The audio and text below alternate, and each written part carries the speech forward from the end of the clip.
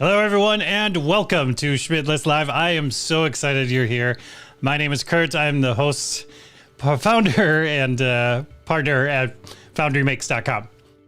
So, what are we talking about today? Writing books. Ooh, isn't that scary sounding? It's super scary.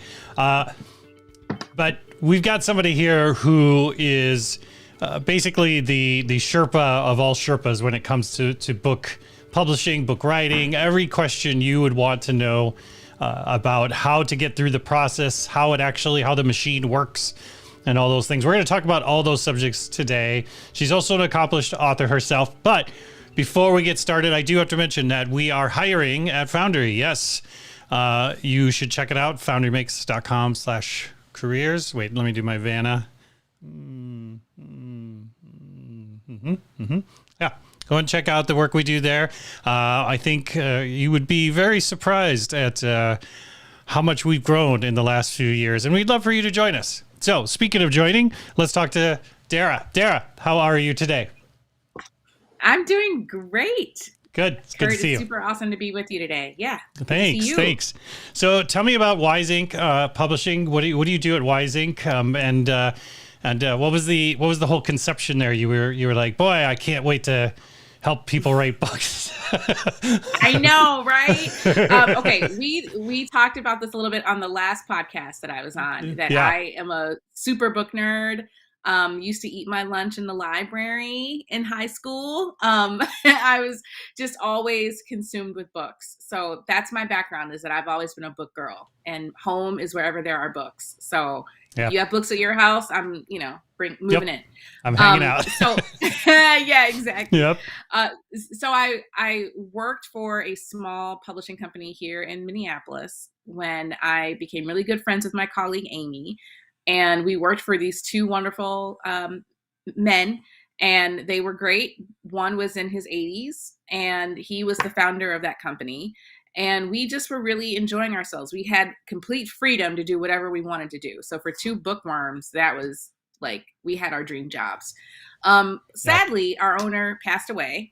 As I mentioned, he was in his 80s, and we had been blogging about all the things we were learning. So I was in my, early 30s, late 20s. Amy is 5 years younger than me. So we were very early and young in our careers, and we were consuming all of these experiences. People who were wondering about self-publishing, which at the time was kind of still, newer. Yeah. And we were bumping into lots of fun experiences, not so fun experiences, crazy experiences. Yeah. We had dinner one time with a guy who created a whole fantasy for this woman he was in love with about this secret admirer that she had. And then they wanted to write this book about this guy who was this billionaire named Enrique Iglesias. Oh. True story. Wow. Yeah. Oh, so are you suggesting that there are crazy authors out there, that there's crazy people that write books? I was going to ask you, how many times a year do you get vampire, werewolf, Beauty and the Beast scenarios? Is that pretty regular too? Whatever's on trend, if you're in publishing, you'll see, see a ton of it. 25,000 iterations of whatever's on trend. So when 50 Shades was a thing, everybody was writing their version of 50 Shades. Yep. So in terms of, how long has Wise Ink been around now? Yeah. So as I was saying, Amy and I, after our founder passed away, we had a blog. Our blog was educating people about publishing. We morphed that blog into Wise Ink, the business, in 2013. So The whole idea for the blog was that we wanted to kind of give people wisdom, wise ink, right, Yep. around their books, and like helping them to be empowered, helping them to understand that really the success of your book is in your hands. You can actually control who your book gets to, how it gets to them. You can Yep. control the look and feel of your book. You can control the team you want to work around your book. All of that is in your hands as the author. And there had always been this idea that, you know, you had to go through an agent, and then the agent had to knock on 25,000 doors. Right. Well, that's what you hear about in the media, yes. right? Is that you have to get an agent, and then you get money up front, or there's all these sorts of stories because the stories that we hear are of John Grisham and those sorts of things. So that becomes kind of the vernacular that we talk in when we talk about publishing. And then, Amazon famously, right, came out with their own, like, hey, whatever, publish whatever crap you got, throw it up here on the Kindle store, which, it seemed they democratized it. Yeah, it really did. And so, there's a guy I follow, Scott Galloway, talks about the gatekeepers and how we break down the gatekeepers in the world. And it seems like, in publishing, that's happened a lot. So that's where I want to jump. That's where I want to jump in with you. So imagine somebody's watching this show who's like, maybe they've got a great idea, but who wants to hear from me? Why should I put myself out there?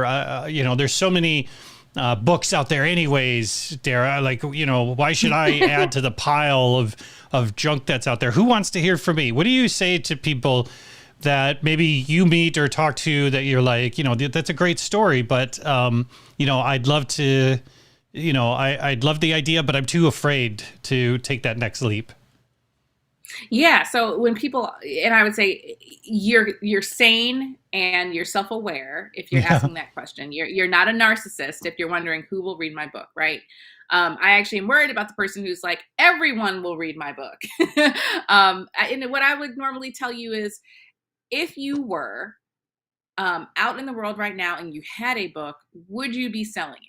Would you be using it? Would it be touching people's lives? And if the answer is, well, I don't know. I don't really, I'm not really out there. I don't have a platform. I want to write this book on cats, but I've never actually owned a cat or had a cat. I just really am curious about cats.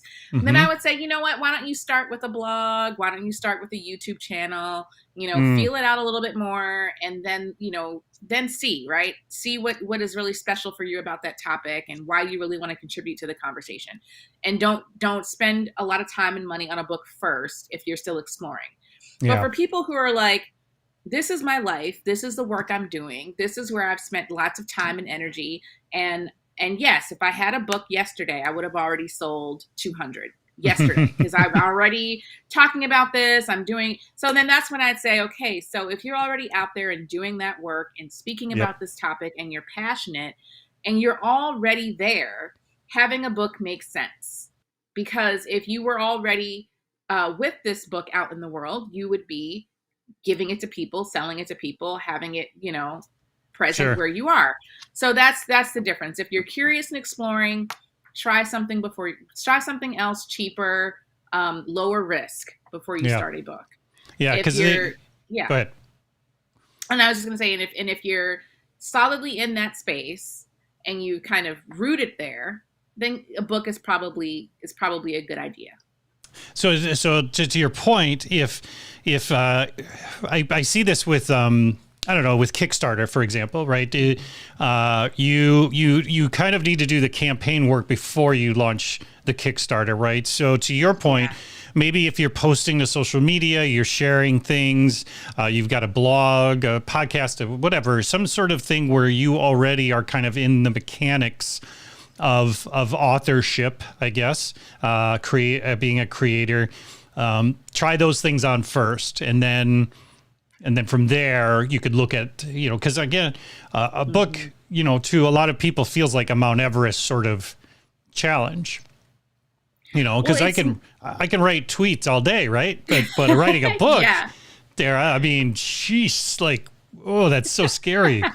It can be scary for sure, but it's kind of like, I think my husband said it yesterday or this morning. He was like, I look at my to-do list and I'm just always so overwhelmed. And then as soon as I start to check things off the list, I'm like, that wasn't that hard. And I think that's the same with a book. It's the same with almost anything that's painful. When you're thinking of it in your brain is like, no. As soon as you start to write or scratch something off the list little by little, it doesn't feel as bad. It actually can feel good. So that's what I would say about a book, is not to see it as like this huge mountain that's going to be impossible for you to climb. It's not, especially if it's something you're passionate about. And if you really truly feel like many Wise Ink authors feel, that this is what they were in part designed to do. I am a psychologist. I am an ADHD advocate. I am a survivor of something that I wish hadn't happened to me, but damn it, I'm going to use it to help somebody else. Sure. So if you feel like this is part of your calling, it won't feel that impossible a mountain to scale. That I can tell you for sure. And then what I would say too is that for lots of folks, writing their book is an extension of, again, who they are and what they're doing. I'm going to pick on you, Kurt. I mean, you are somebody who truly does help a lot of folks out there. I would say that you're a messenger, and messengers are people who carry the light, and they really want to pass that light forward and help ripple out light to other people. So a book makes sense for that. It really does make sense for that. The challenge is if you don't have an audience, right. You've written something beautiful and powerful and life-changing, and no one will know about it because you haven't done the work ahead of time to have a relationship with the people that you want to help. Makes sense. And so to that point, David, who's watching the show right now, suggested that his publisher told him to blog his book before he wrote the whole book. So, similar to my approach to writing, has been very iterative. It has, because, when I first had the idea of writing, I pulled up a blank Word doc and I just stared at it because it's so intimidating to look at that blank sheet of paper. It really is. And especially when you're like, I'm going to pour myself into this thing. And it's this in a computer or even just on a notepad, it can feel like a very cold environment when you're trying to be creative. So, it sounds like what you're saying is that iterative approach is a great approach. You don't have to write it linear, right? Right. No, you don't have to write it linear. It does. And I read it. I don't know which book it was. I'm sorry. But the advice was, when you first start your book, it can be all over the place. Just jot down whatever. I call it word vomit. Just vomit on the page. It's totally fine. Then when you've got the vomit on the page, then just kind of go back through and then do some organization, throw some, structure around it little by little. And the thing about a book is it happens best in small, itty, bite-sized chunks. So you don't have to write. I mean, I really do know it's popular to have the write your book in 90 days. And, and it's very enticing to think I could have a book in 90 days. Yeah. You won't have probably, you won't have the book you want to publish. Yeah, I mean, you'll have something in 90 days, right? You'll have something. For sure. And I'm a big fan of NaNoWriMo, which is in November, and you spend all of November writing, and yeah, lots of people have a book at the end of that month, but it's not necessarily a publishable book. It's the start of something that you will build on little by little to make it what it can be.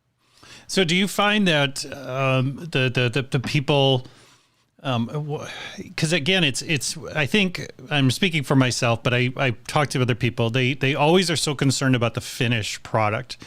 So it's like when you're going through the process, you're always thinking about, what does the finished product look like? How many words is it? How many pages is it? How big is the book? Like and that's some advice I've given to people, is like, don't think about any of that stuff. Think about writing a sentence. And then think about writing the next sentence, right? But if you tell yourself, I'm writing a book, it's almost like, for me, I had to hack myself in my writing process to be like, I'm going to write some series of advice emails to people. And so I wrote down these emails, and then I compiled them all and then put them together and then started to turn them into more of a linear sort of piece. And so for me, like, learning those little ways to hack yourself has been really important to Mm-hmm. me. What's your personal process? Which way, how do you like to sit down and write? Do you pull out champagne and candles and a big feather quill and maybe, and some bearskin rug kind of thing? You know, what's your process? I love this question because I do think we get in our head about how to create the right environment for writing, and I and Sure. I think that that's a thing that lots of people think about. Like, I'm going to get a hotel room. I think Maya Angelou famously talked about how she would rent a hotel room and like kind of Yeah, lock I think herself Stephen in a King would do room. stuff like that too. Yeah. Yeah, you got your Yeah. yellow pads.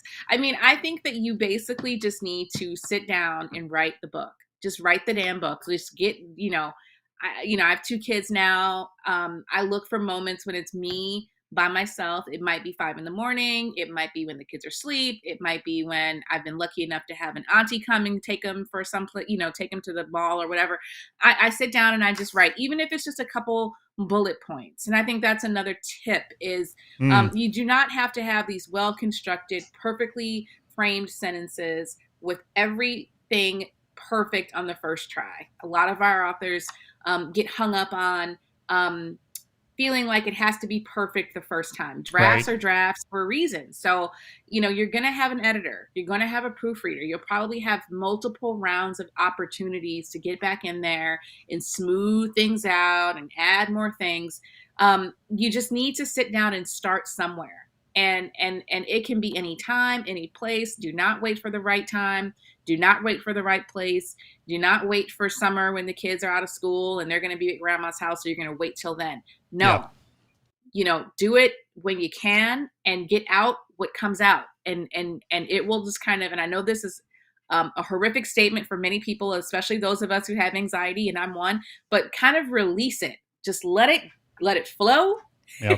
Yeah. And Right. trust the process. Trust the process. The process will get your book where it's supposed to be, but you have to start somewhere. Yeah, yeah, yeah. That's the thing is like you just start. And for Mm-hmm. me, I started a number of ideas, and the one that I just kept going with was the one that turned out to be the book that I'm currently working on. And so for me, it was about testing all these different sort of subjects and things. It wasn't about like, okay, I'm going to commit to this one thing because I just couldn't. I had so many ideas for different things I wanted to share with people.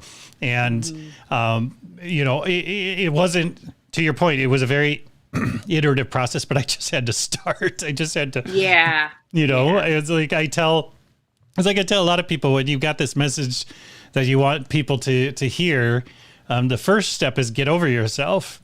Is That's great advice. is that don't get in your own way. Don't say no for other people. Don't wait for other people. To say I don't want to read that book when you haven't even written anything. So stop getting in your own way.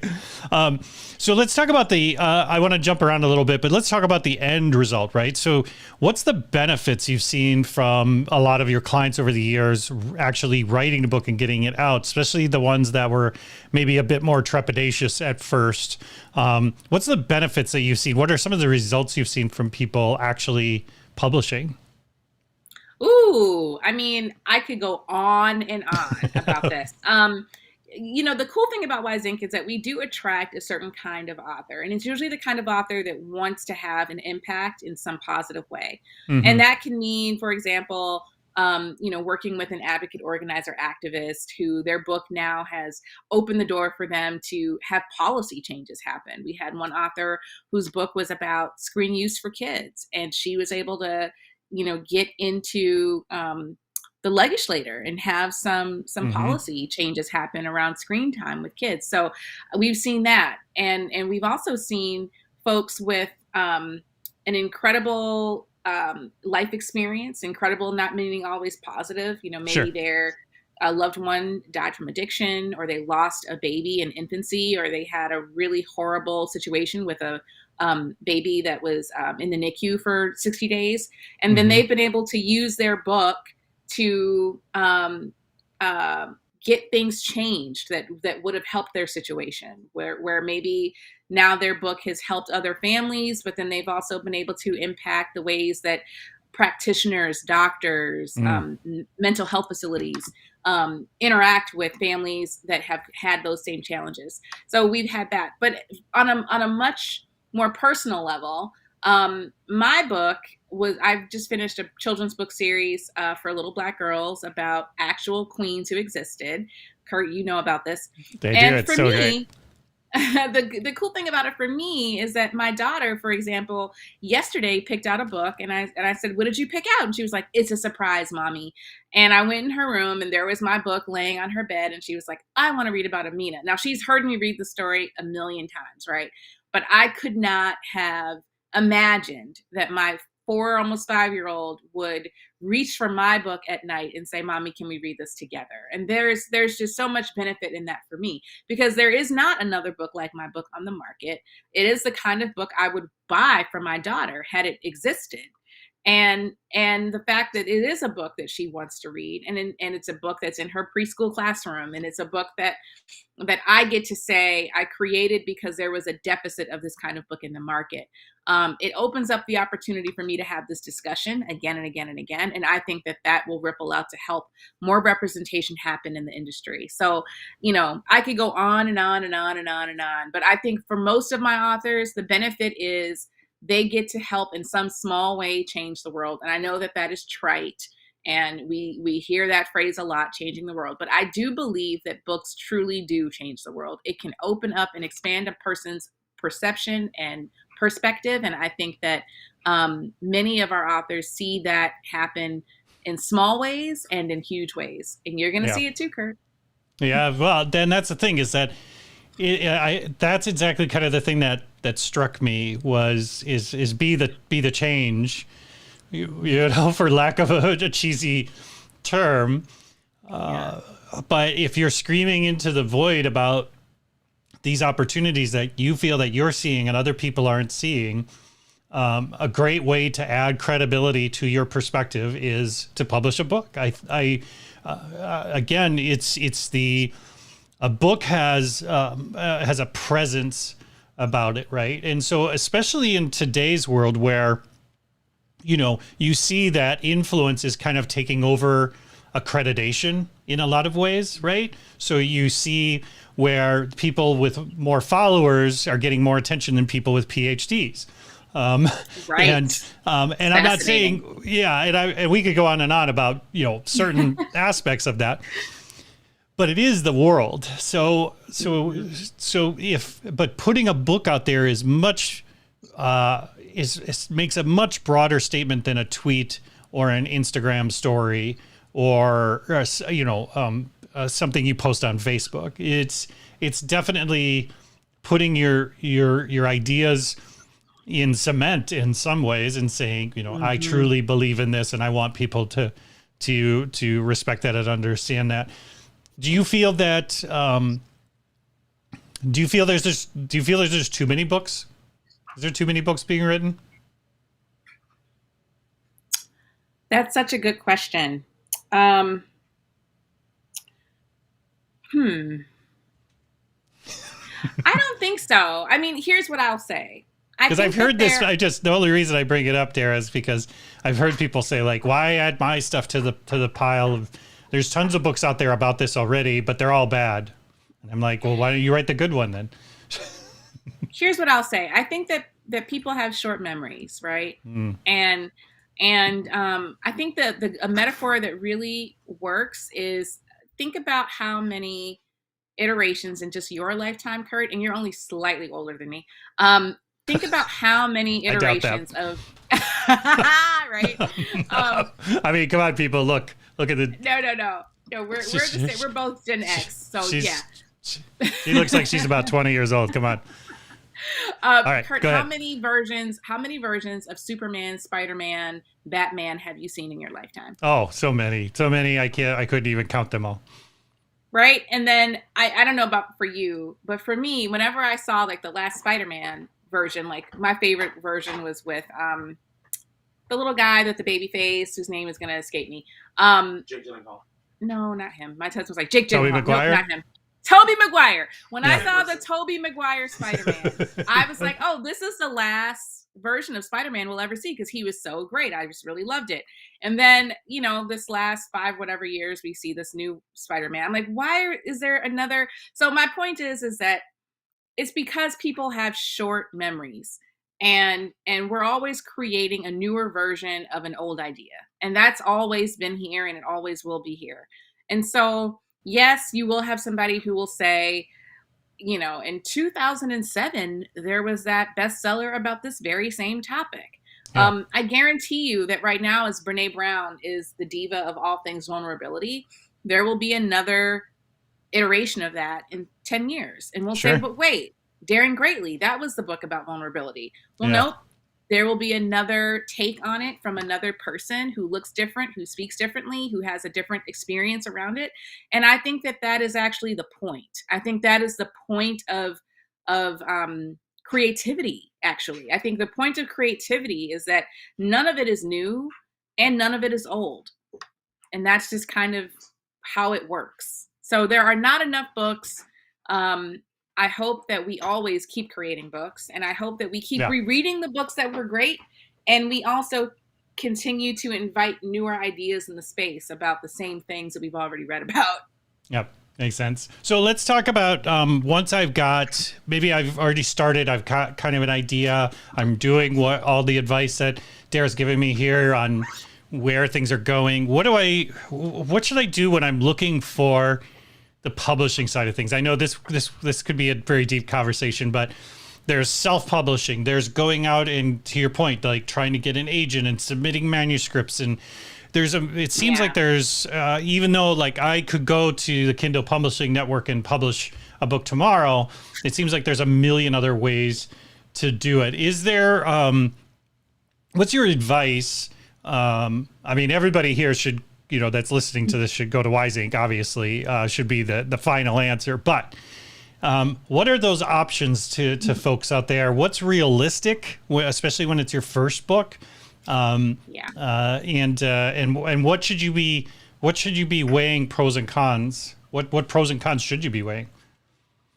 I mean, it does definitely depend on your genre, right? I think that it's a different track for a novelist versus a nonfiction book versus like a picture book for children. I think the long and short across all genres is know who your audience is and be very clear about why you are writing to them and why it is this book that you want to write right now.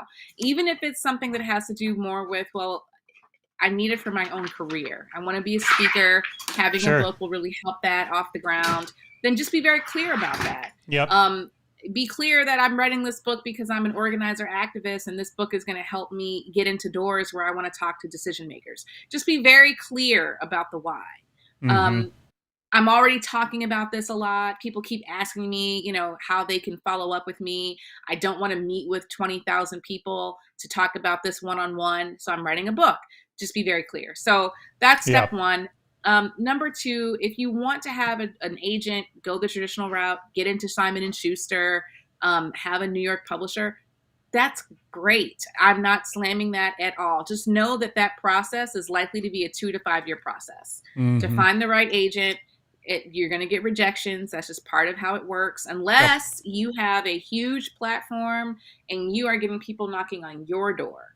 And that does happen. So if you, for example, you were just featured in a documentary, or you just got a huge following on Twitter, you might get somebody knocking on your door, or maybe you write an op-ed that goes viral, or something about what you put out there goes viral. You will probably get some attention that way. But other people like myself, I've reached out to publishers as a publisher just to see if I could get somebody to open a door. It didn't happen. And I think that it's also good to kind of go down that road just to kind of see, reach out to some agents, reach out, just see what happens. If you don't have the time to wait and you want to get the book out there sooner, then indie publishing truly is, I think, a viable way to do that. And I think a big tip is to center your why in that process. Make sure that you are working with people that have the integrity and values that reflect your integrity and reflect your values. You do not have to spend a ton of money, but you do want your book to be well edited, well Yeah. designed, and you want it to be a positive experience for your reader.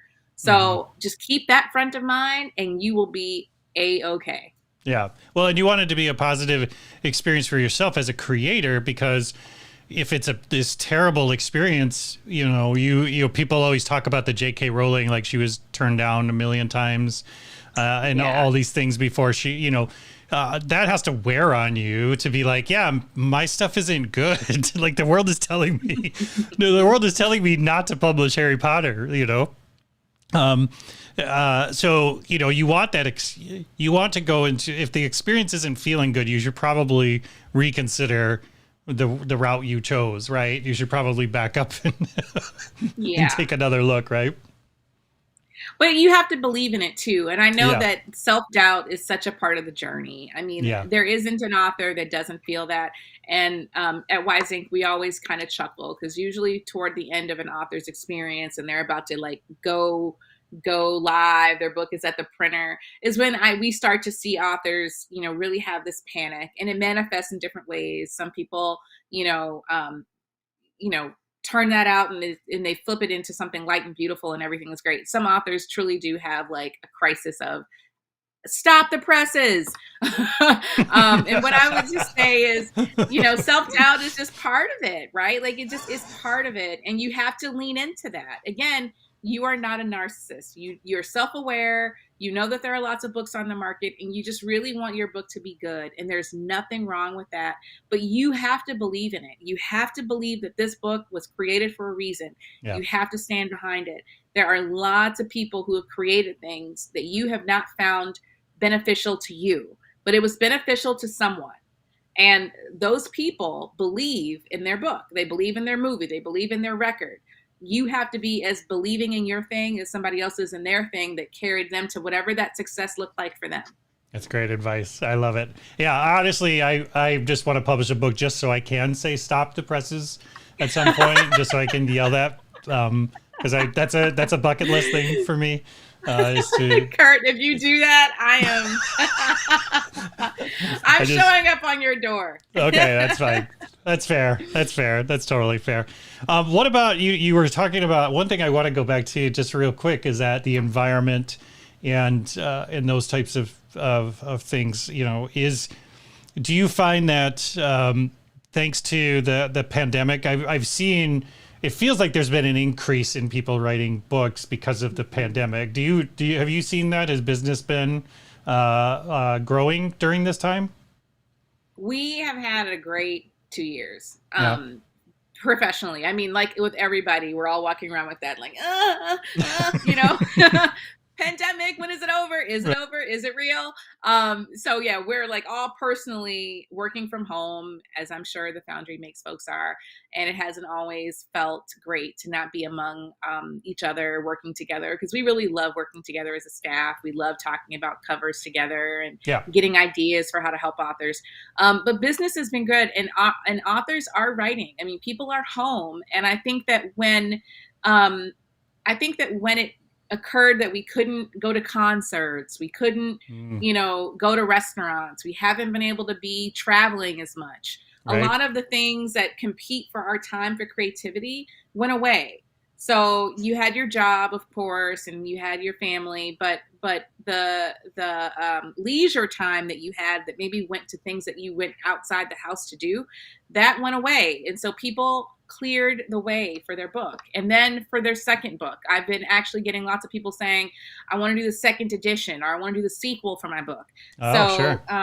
So it wasn't just like finishing the book they were writing. It was also building on a book they had already published. And I'd had that idea, and now I have the time and the space, and I can't go anywhere. So now I'm going to do second book, third book.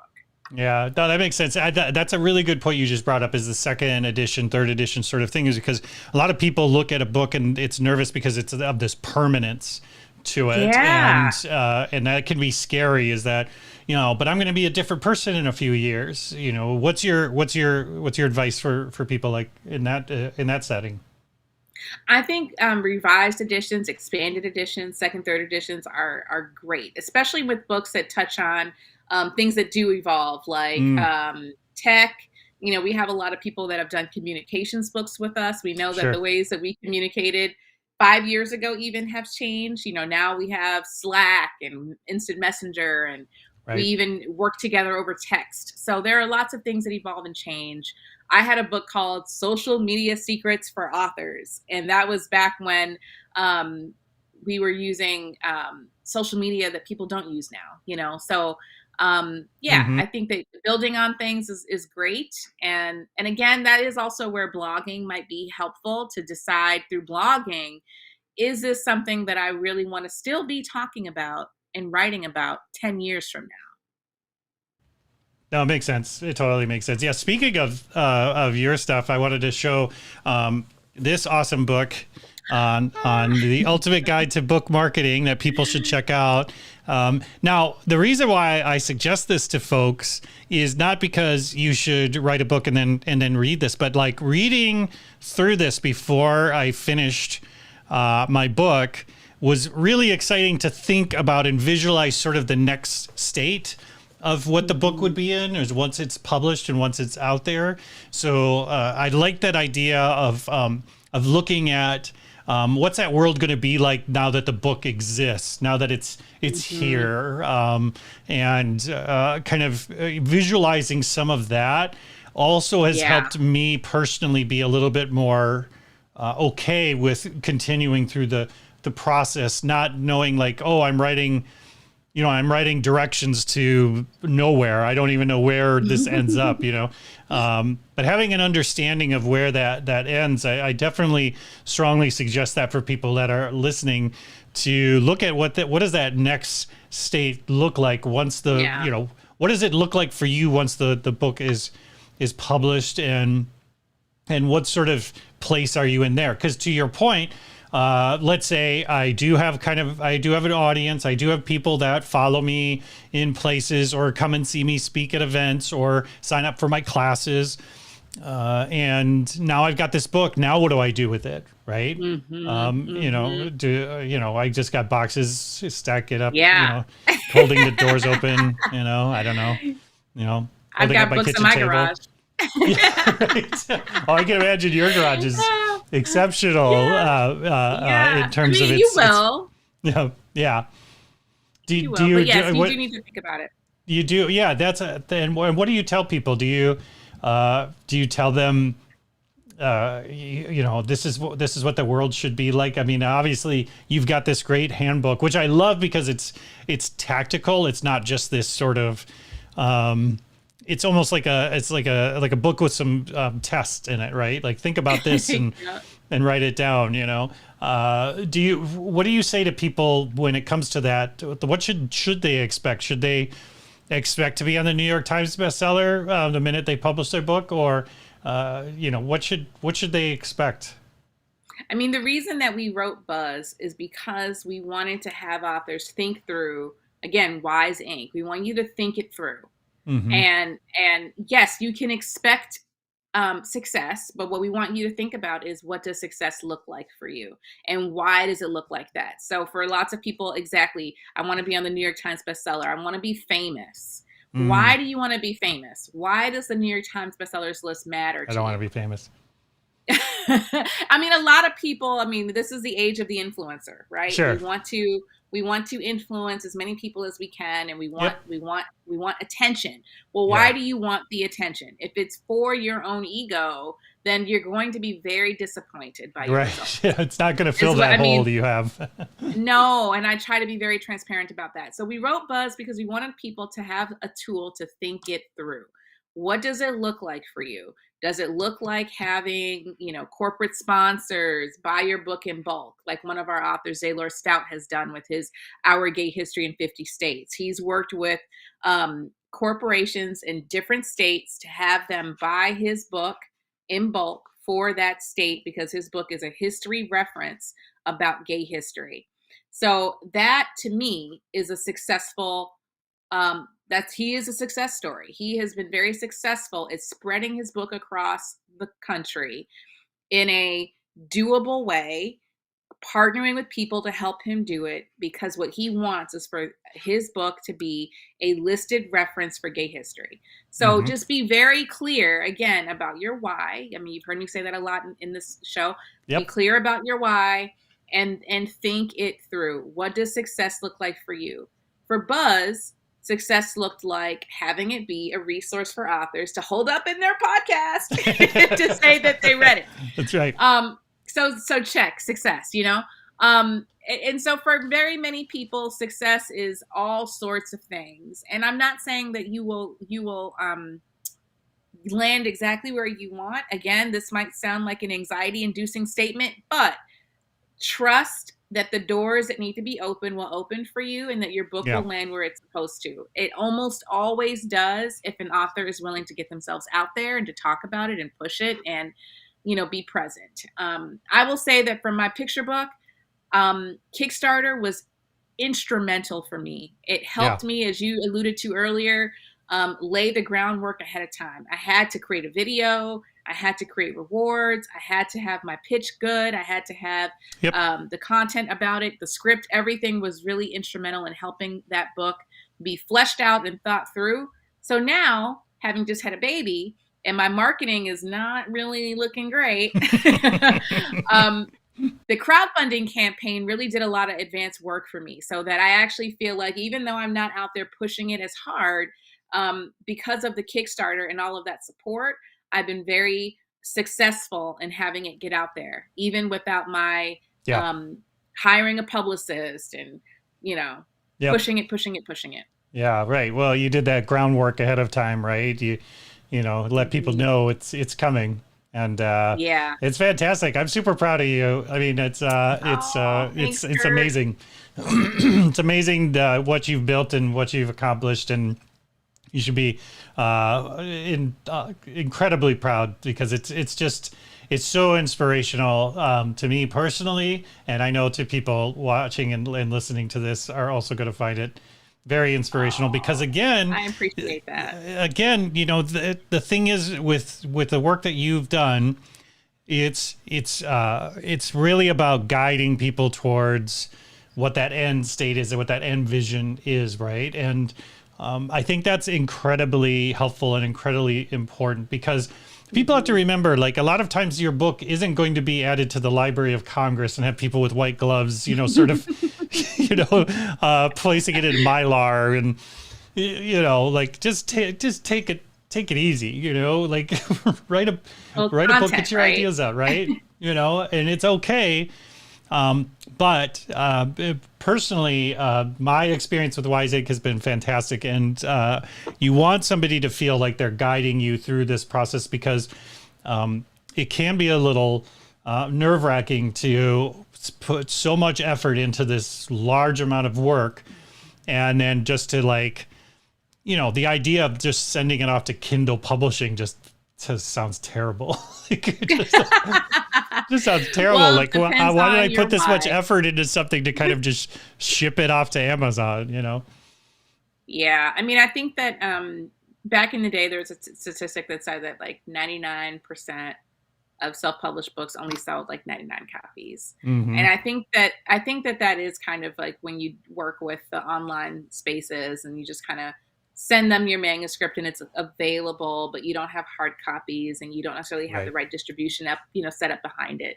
I mean, nowadays you really can have a book that I believe is on par with a person who does have a book deal, and that Hmm. person is unknown like you are and they have the same kind of platform you have. Right. If you indie publish it and they have an agent and go the New York route, you can have the same or more success than they have, because there are just so many more resources available to you. So don't feel bad if you decide to go the indie publishing route. Don't feel great if you decide to get an agent. Like it really does depend on Sure. you, the author. It depends on you. You are the person in control of it. Whether you indie Right. publish or traditionally publish, it's really in your hands how it goes. And people with book deals, they still have to market. They still have to usually have a publicist that they hire themselves. They Yep. still have to do a lot of the marketing and getting their book out there, even with a book deal. So Hmm. just be very thoughtful and do your research. Yeah, that's smart. And yeah, one last piece of advice I would also give people is just like when I started this show or this podcast or these things, I went around and told a lot of people that I was going to do this thing, and everybody's like, cool, yeah, that's great, and I didn't feel energized to do it, because what I realized was, I was waiting for people to give me permission to do this thing. And so the same advice I give people with the book thing is, don't, sure, go ahead and tell your spouse or other people that, yeah, I got this book idea or whatever, but don't expect them to be like, yeah, you should totally go and do that. Why aren't you doing that right now? Like, they're going to be like, cool, yeah, advice. You do you, and then bye. And then they're back on TikTok, So, don't wait for somebody to give you permission to be this creator, to explore this space. Even if you don't feel like a creator or an artist or all these other things. David, who's in the feed here, said authors, it's a short for authority, right? It's right. It's you have and it's not about being the smartest person in this space. It's about having your own perspective and your own experiences and sharing those things. And that's truly uniquely you. So waiting for somebody to give you permission to be you is a really bad idea. Such a bad idea. And again, you have to believe in it. I mean, that's really, truly the secret for every successful project, whether it's a company that was started or, I have had many people say, I wanted to start my bakery, or I wanted to go to school for this other thing, and nobody encouraged me, so I didn't do it. And then you don't want to be on your deathbed saying, I really should have had the coffee shop, or I should have written the book, or I should have done the movie. Just do it. And I mean, before I did the Queen Amina series, I was going to do this amazing, beautiful anthology of Black women and talking about their strengths and all those things. And it sounded like a great idea. I didn't have the bandwidth for it. My headspace wasn't right. The reason was because I was having my first baby, and my brain wasn't there. And then I thought, you know what? I want to parlay that same topic into a picture book series. And I had somebody say, really? You really want to write a picture book series for kids? Like, do you like kids, or do you want to? This other idea sounded better. Yeah. And I just thought, you know what? This is what I feel in my soul. I'm going to do that. And I'm so happy that I did. So you are spot on. Do not wait for anybody else to sign off on your idea. You believe in it, you see it through, and trust me, it will work out. Maybe not in the exact ways you envisioned. I think it will work out even better. Even better, yeah. That's 100% what I've found by putting out and being more creative over the last few years, is that everything I've gotten back was 10 times more powerful than I ever could have imagined that it was. Absolutely. And it's introduced me to famous and amazing people like yourself. I can't wait to see you. I don't know about famous. Oh no, they're gonna have you on Ellen's gonna have you on soon, and just be like, tell me about the book. I know it's gonna happen. Just don't let her be mean to you. I hear that's a thing. Oh, I know.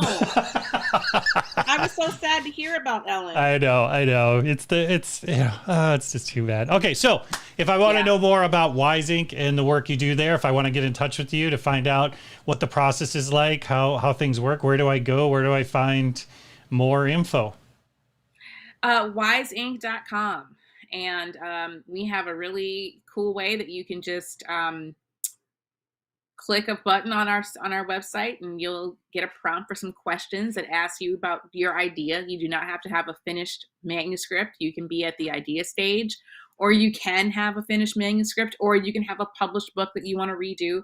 We actually work with people at all stages of the creative process. So just reach out, and we have a team that will meet with you personally. You're not going to be fielded to someone in a different country. You'll be talking to one of our staff, and we'll walk you through and figure out what's the best way. And if it's not time for you to publish right now, we'll be honest with you and tell you that.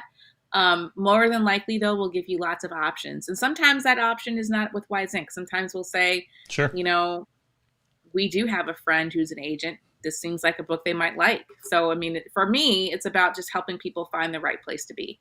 That's great. Yeah, I appreciate the work you're doing. You are an inspiration to me, and I know everybody Likewise, else. Kurt. I know everybody else listening is going to feel the exact same way. So we're going to have you back on this year, because we're going to talk about what's going on with your books as the year goes on. I'm excited to hear more. But I want to thank you for your time today. I really appreciate Thanks, it. Kurt. I enjoy our conversations immensely. So I really appreciate you taking the time. Thanks for having me. I really love our talks too. So thank you, thank you, thank you. Yeah, no problem. It is all my honor. So I appreciate it. Okay, everyone. So as I mentioned before, we are hiring at Foundry, foundrymakes.com. You should check it out because not only is it the greatest place to work that's ever been there, I work there. So you can work with me and that would be fun, wouldn't it? I mean, well, you don't have to work with me like all the time. Like I work there, you work there, and we meet each other and, we go to lunch or something. I don't know. Why do you got to get that serious about it? Like, geez, take it easy. Like, go and check it out. Mention it to a friend. It's really important. Thank you, everyone, for taking the time today. I really appreciate you being a part of the show. Make sure if you haven't subscribed or liked or things or smashed buttons of some kind that my son tells me you should, just do it. And I'll see you next time.